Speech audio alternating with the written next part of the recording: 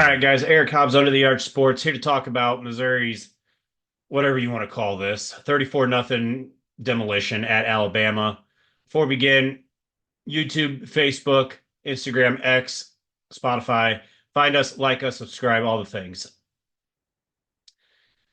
I guess you have to start with Brady Cook. He gave it his best, and he just had terrible luck. The right ankle clearly limiting him.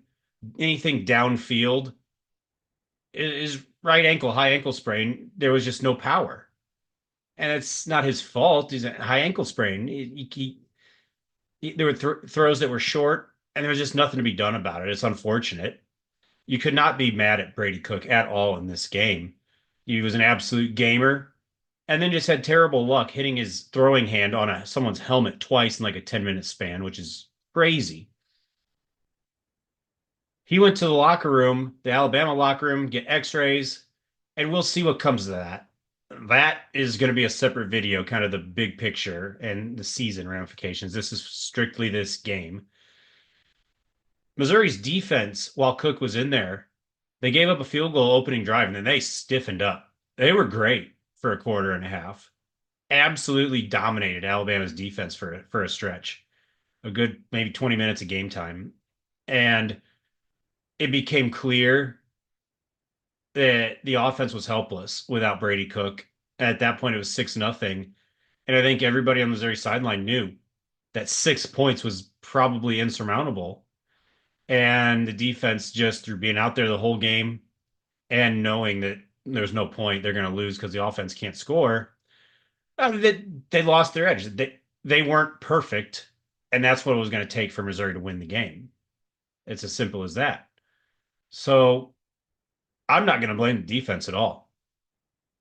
You if you would have said Alabama's going to have 13 points, one touchdown late in the second quarter, you take that every time for a halftime result. Absolutely. You would assume that you're going to be in the game, maybe even leading. But Drew Pine just, man, I don't know. I don't know how you can play him. And it got to that point. The walk-on blood got a couple of snaps, and I think they figured I think they were just lost. The only thing I can say is what in the pregame, Drinkwitz said, we're going to cut it loose. Second play of the game was that flea flicker attempt, and it got blown up. Brady Cook got sacked. After that, there was no cutting it loose. Luther Burden had 5 touches in a game where Nate Noel is out. And you're talking about the quarterback, such a drop off, and the best player on the field, perhaps, does not have any sort of impact. 3 catches, 3 yards. That's impossible. Can't happen. You have to just throw some in rhythm slant and see what happens. I don't understand how Missouri can let that be possible. That's really the biggest gripe. I've seen some complain about, well, where's the stretch play? Missouri runs that with Nate Noel. Marcus Carroll is a different back, different game. I guess you could have tried it a little bit, just see what happens, but that is not his style of running. So it wasn't going to be fair to expect the same type of success. Overall, what can you do? The defense was great until they knew there was no hope, and then they just kind of ran out of steam and gave up 34 points. The defense I was very impressed with until there was just no hope, and then it's just whatever. The offense, I don't know. Drew Pine just looked lost out there.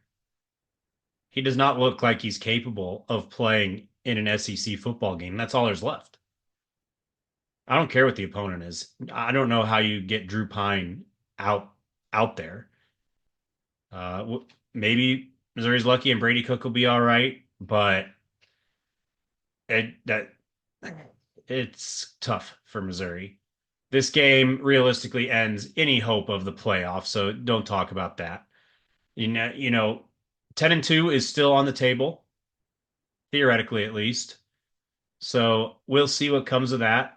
But it's an absolutely hapless offense. That's the story here, and we'll see what comes of it going forward. Uh, Not much analysis, frankly, because there's not much needed. The biggest surprise out of all this is that Missouri is still ranked 25 in the AP, 23, I believe, in the coaches after Alabama, which I didn't think they'd be getting more than one or two votes to be ranked. But I guess a lot of people were willing to give Missouri a pass knowing that Brady Cook was out. That's and Nate Noel was out. That's all I can figure. Uh, I don't know. That's all I've got for you guys. Keep tuning here to Under the Yard Sports. We will follow what goes on with this football season.